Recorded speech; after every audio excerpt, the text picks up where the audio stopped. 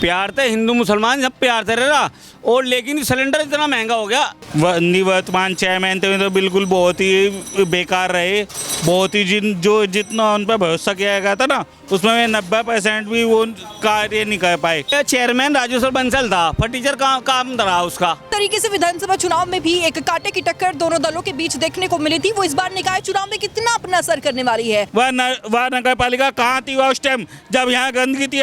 100 रुपए किराया देना भारी था हमारे बुजुर्गों को। आदमी सही नहीं चलेगा तो बीच में इस्तीफा देके भागेगा जब चोर चपट्टा मचेगा। अब वर्तमान में भी जो हमारे राजेश्वर बंसल जी हैं, अगर इनके पिछले रिकॉर्ड को देखें, ये बहुत अच्छा वर्क करके आए थे। उसी आधार पे ने ये लोकल चुनाव होने की वजह से जो भाजपा वाले थे उन्होंने भी इन्हें अच्छा सपोर्ट करा। लेकिन मैं क्लियर कट बोलता हूँ, जिस विश्वास पर हमने इनका पिछला रिकॉर्ड को देखते हुए वोट करा था, अब की बार इनके 5 साल के इस कार्यकाल में शहर का वो विकास नहीं हुआ। नमस्कार, देख रहे हैं आप न्यूज़ 18 और मैं हूं आपके साथ अंजलि मलिक। निकाय चुनाव के लिए सूबे में एक जंग छिड़ चुकी है। माहौल कितना गर्म है, लगातार स्पेशल प्रोग्राम न्यूज़ 18 ने आपके लिए चलाना शुरू कर दिया है। जिस तरीके से माहौल निकाय चुनाव को लेकर यूपी बना है, किस तरीके से पक्ष विपक्ष लगातार एक दूसरे पर हमलावर है निकाय चुनाव को लेकर, और शामली सदर सीट का क्या है चुनावी माहौल, आज वो दिखाने के लिए हम शामली में मौजूद है। और शामली के थाने में फिलहाल हम मौजूद है। माहौल बेहद ही दिलचस्प हो चुका है। सपा और भाजपा की चुनावी टक्कर कैसी होने वाली है, शामली सदर की अगर हम बात करें तो कैसा माहौल यहां देखने को मिल रहा है वो हम आपको दिखाने वाले हैं। तो इसलिए पूरी लास्ट तक वीडियो के साथ हमारे साथ बने रहिए। और अगर आप चैनल पर फिलहाल नए हैं तो चैनल को जरूर सब्सक्राइब कर दीजिएगा, वीडियो को लाइक और शेयर भी जरूर करना। क्या है शामली सीट सदर सीट का हाल, मेरे साथ चलिए जानते हैं।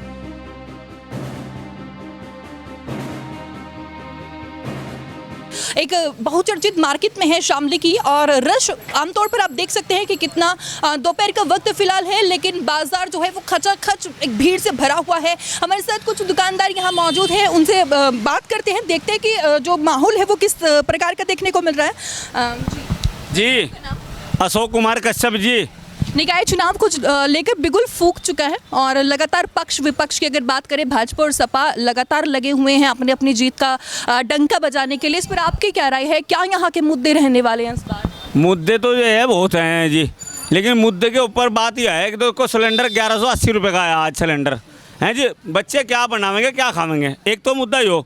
अच्छा, सरकार बढ़िया चल रही, गुंडे अंदर चल रहे, सारे बढ़िया काम चल रहा, हिंदू मुसलमान प्यार से रह रहा, प्यार थे हिंदू मुसलमान सब प्यार से रह रहा, और लेकिन सिलेंडर इतना महंगा हो गया 1180 रुपये का, कहाँ तक होगा सिलेंडर जो है? तो भाई अगर हम ओवरऑल बात करें तो एक महंगाई को लेकर आप बोल रहे हैं कि महंगाई बहुत ज़्यादा है। टमाटर 40 रुपये किलो रहे, बताओ कहाँ तक खाएंगे टमाटर?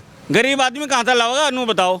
अभी टेंट का सामान है, कोई लेता ही नहीं टेंट, सब सारे मेरी जोब में भागे हैं। साफ सफाई की अगर हम बात करें तो यहाँ साफ सफाई जो निवर्तमान थी जो यहाँ पर अंजना, उनका कैसा कार्यकाल रहा है, और जो आगे आने वाले हैं उनका क्या? वो अब के चेयरमैन राजेश्वर बंसल था, फटीचर काम रहा उसका, ना सफाई ना कुछ भी। बनियों के बाहर के तो लाइट लगी रही। सीबी गुप्ता कॉलोनी में मेरा मकान है, 154 गज का, लालाओं के बीच में मकान, एक कच्चा समाज का एक ही मकान है।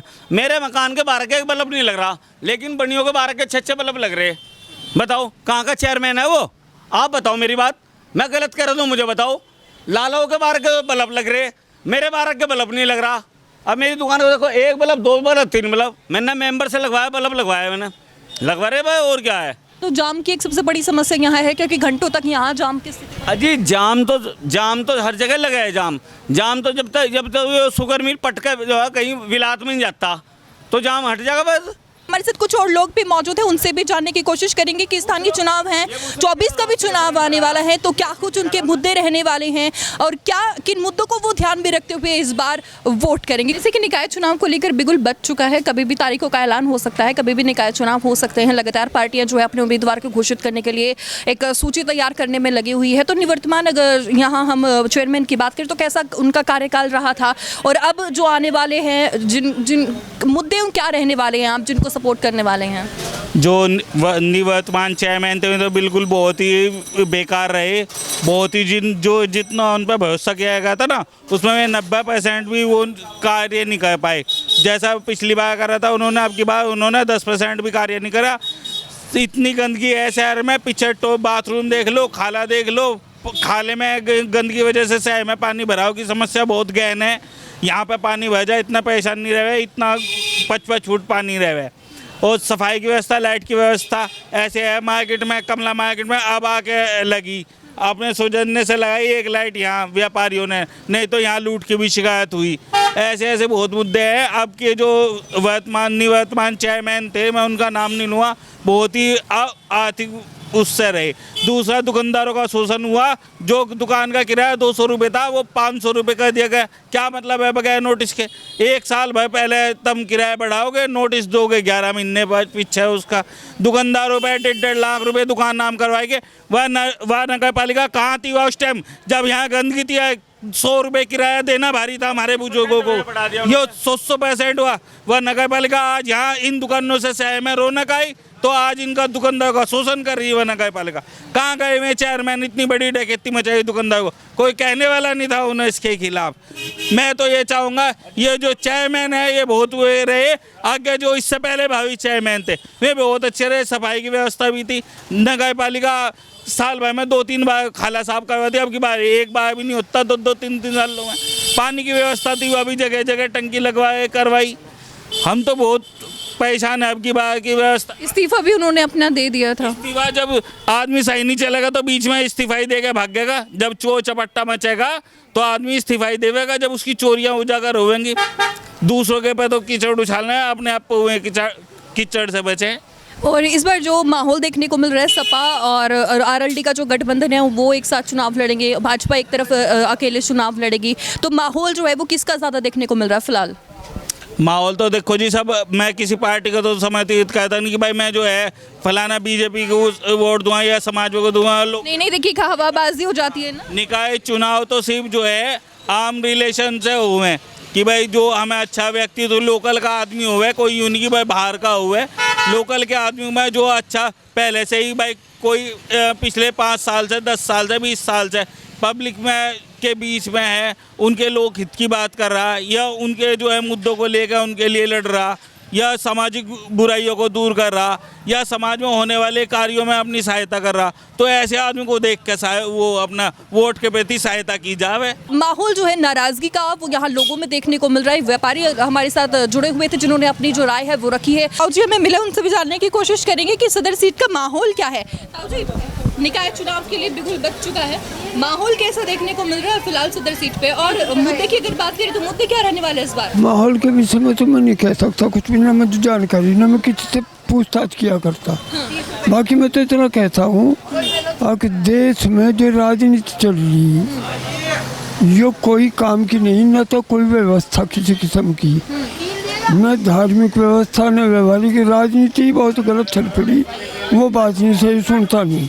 पहनावा सहनावा पाश्चात्य में जा रहे, सब शिक्षा का स्तर गिरता। राजनीति किस प्रकार की? शिक्षा का स्तर गिरता जा रहा, पहनावा जो रहन सहन है वो डाउन होता जा रहा। हमारी जो संस्कृति है, भारतीय संस्कृति, वो बिल्कुल नहीं रही। जो हमारी ऋषियों की भूमि थी वो भी नष्ट होती हुई जा रही शासन में, तो सीधी बात है। और हमारे साथ यहाँ कुछ और लोग भी मौजूद हैं, उनसे भी जानने की कोशिश करते हैं कि इस बार सदर सीट का जो माहौल है वो कैसा रहने वाला है। जो सपा और आरएलडी गठबंधन और भाजपा के बीच जो चुनौती देखने को मिल रही है, 24 की बात करें, 24 में भी, निकाय में भी, और जिस तरीके से विधानसभा चुनाव में भी एक कांटे की टक्कर दोनों दलों के बीच देखने को मिली थी, वो इस बार निकाय चुनाव में कितना अपना असर करने वाली है, आइए जानने की कोशिश करते हैं। मेरा नाम जतिन कुमार है मैम। निकाय चुनाव को लेकर बिगुल बच चुका है, कभी भी तारीखों का ऐलान हो सकता है, तो कैसा माहौल देखने को मिल रहा है? नहीं देखो, माहौल तो पिछले 10 साल से आप भी देख सकते हैं कि आप भी लेडीज़ हैं और हम, मेरी भी बहन बेटियां हैं, तो ये देख सकते हैं कि माहौल इतना अच्छा है। आप रात को भी 10 बजे के बाद आराम से घूम सकते हो कि ये बीजेपी की मोदी लहर है, योगी है, और हम निकासी चुनाव में भी बीजेपी को ही वोट करेंगे। स्थानीय चुनाव की बात करें, यहाँ का शामली सदर की सीट अभी स्पेशली बात कर रहे हैं हम लोग, क्योंकि ओवरऑल सीटों का जो माहौल है वो न्यूज़ 18 दिखाएगी। और मुझे यही आपसे जानना है कि यहाँ के मुद्दे कैसे रहने वाले हैं, क्योंकि जो पहले अंजना थी वो अपना इस्तीफा दे चुकी हैं। देखो, मुद्दा तो शामली में सिर्फ एक मात्र जाम का मुद्दा है। जाम का मुद्दा, जाम, साफ सफाई परेशान है, साफ सफाई बेटर है, पहले से हर चीज़ बेटर है, पर एक जो दुकानदार की प्रॉब्लम है वो सिर्फ एक जाम के प्रति है। एक माहौल की अगर हम बात करें, क्योंकि सपा आरएलडी इस बार मिलकर चुनाव लड़ेगी, स्थानीय चुनाव, और एक तरफ भाजपा है। माहौल की बात तो है जी, माहौल से ज़्यादा तो गुटबंदी का हिसाब किताब है। गुटबंदी की वजह से आप 4 आदमियों से पूछेंगे, चारों के सबके अलग अलग बयान हो जाते हैं। उससे क्लियर तो मैसेज का पता नहीं चलता कि भाई लहर किसकी है। लेकिन फिर भी देखो, लहर की तो बात यार, जो काम करेगा वोट तो उसे मिलेंगे। अब वर्तमान में भी जो हमारे राजेश्वर बंसल जी हैं, अगर इनके पिछले रिकॉर्ड को देखें, ये बहुत अच्छा वर्क करके आए थे। उसी आधार पे ने ये लोकल चुनाव होने की वजह से जो भाजपा वाले थे उन्होंने भी इन्हें अच्छा सपोर्ट करा। लेकिन मैं क्लियर कट बोलता हूँ, जिस विश्वास पर हमने इनका पिछला रिकॉर्ड को देखते हुए वोट करा था, अब की बार इनके 5 साल के इस कार्यकाल में शहर का वो विकास नहीं हुआ जो पिछले इनके कार्य और विकास को देखते हुए इन्हें वोट दिया गया था। क्योंकि ये खुद अपनी गुटबंदी में फंसे हुए हैं, रोज़ नए नए पाले बदल रहे, तो उस गुटबंदी में शहर का विकास नहीं हो पाया। इस वजह से शहर में थोड़ा आक्रोश तो वर्तमान जो हमारे चेयरमैन साहब हैं उनसे है, इस बात का कि कोई अच्छा विकास नहीं हो पाया उनके कार्यकाल में, जबकि पहले बहुत अच्छा करा उन्होंने। और वर्तमान में बस यही है कि भाई जो चेयरमैन चाहे कोई भी आओ, गुटबंदी ना हो, निष्पक्ष हो, व्यापारी की सुनवाई होवे, शहर में सफाई की व्यवस्था तो ठीक चल रही, उसमें तो कोई दिक्कत है ही नहीं। और जो है जी देखो, जाम की समस्या तो बस वो तो सब जगह है। जाम तो खुद सब प्रशासन पर उंगली उठाते हैं, लेकिन जाम का 50% जिम्मेदार आम नागरिक भी है। एक घर में 5 बाइक है, 5 सड़क पे है। अब खाली सरकार को दोष देने से जाम से मुक्ति नहीं होती। कुछ और है हमारे साथ अंकल, उनसे भी जानने की कोशिश करते हैं। अंकल, क्या कुछ मुद्दे इस बार रहने वाले हैं? मैडम, मुद्दे तो बहुत अच्छे हैं कि हमारे प्रधानमंत्री जी का जैसे स्वच्छ भारत अभियान चल रहा है, उस हिसाब से सफाई बहुत अच्छी हो चुकी है शहर की। और हमारे अरविंद जी ने भी काफ़ी अच्छा काम पीछे किया, बड़े अच्छे मिलनसार व्यक्ति रहे। तो देखिए मैडम, जहाँ ऊपर राज्य अगर जैसे बीजेपी का है, उस हिसाब से उनको सपोर्ट भी ज़्यादा मिलता है, ये आपको मानना पड़ेगा। अगर यहाँ पे बीजेपी से कैंडिडेट बन जाता है तो अच्छा कार्य होगा, इसमें कोई दो राय नहीं है। और कार्य ठीक ही हो रहा है। इतना ये जाम की समस्या है, ये तो देखो चलती है हर शहर में, ये खाली यहाँ पे नहीं है। तो फिलहाल हम रेलवे स्टेशन पर है शामली के, यहाँ भी काफ़ी रश है। लोग अलग अलग अपनी प्रतिक्रिया यहाँ दे रहे हैं। हमारे साथ कुछ एक चाय वाले अंकल हैं, उनके यहाँ काफ़ी भीड़ भी मौजूद होती है। उनसे भी जानने की कोशिश करेंगे कि जो चाय की टपरी पर बैठकर जो राजनीतिक चर्चाएं वो होती है, क्योंकि उसका स्वाद ही अलग होता है। सारा दिन पानी रहता, कहीं पाइप फट रहा है, कहीं कुछ फट रहा है, क्या अवस्था, कुछ भी व्यवस्था नहीं है वाली। सड़कों की जो व्यवस्था है वो कैसी है? सड़कों का तो मामला आप सब देख ही रहे, जगह जगह गड्ढे हो रहे। कई बार डीएम से भी शिकायत कर ली, कोई कुछ कर ही नहीं पाता। आज भी पेपर मार दिए भाई गड्ढा मुक्त कराओ, कहीं भी गड्ढा मुक्त नहीं हो रहा। फिलहाल शुगर मिल के पास चाय की दुकान पर फिर से न्यूज़ एटी की टीम पहुंची है, और जिस तरीके से यहाँ किसान मौजूद है, चाय की चुस्कियों के साथ कुछ पॉलिटिकल बातें और गन्ने की बातें भी हैं। तो हमारे साथ कुछ किसान हैं, उनसे बातचीत करेंगे कि निकाय चुनाव आने वाला है, मुद्दे क्या कुछ रहने वाले हैं। नहीं, इस बार जो है पहले 2 चांस दे चुके हैं भाजपा को, अब की बार आरएलडी के लिए इन्होंने जो वादे किए वो पूरे नहीं किए। ये किसान बेल्ट है, सारी गन्ना बोया जाता है यहाँ पे। जो 2022-23 का पूरा साल एंड होने वाला है, लगभग 20-25 दिन का गन्ना बचा हुआ है। इन्होंने केवल जो है 10-12 दिन का पेमेंट आया जी, 10-12 दिन का पेमेंट दिया केवल। अब जो है ये मार्च एंडिंग हुई हमारी, मार्च एंडिंग में जो किसान कर्ज ले लेता है, केसीसी जो है किसान का, वो जमा नहीं कर पाया। वो जमा ना करने की वजह से अब हम वहाँ पे डिफ़ॉल्ट हो गए। क्या रास्ते में जब आते हो तो प्याऊ, गर्मी का मौसम है, कुछ मिलता है पानी?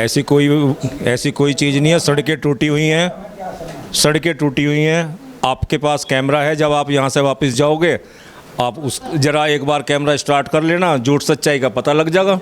मुसीबत है, किसी के ऊपर चढ़ जाए मुसीबत किसानों की, और जो किसी को कुछ कहता है जी मुसीबत मुसीबत ही मुसीबत है। अंत बढ़त लो चले जाओ, और बढ़त लो जो 1 फुट के गड्ढे ना मिले धुरते धुल लो।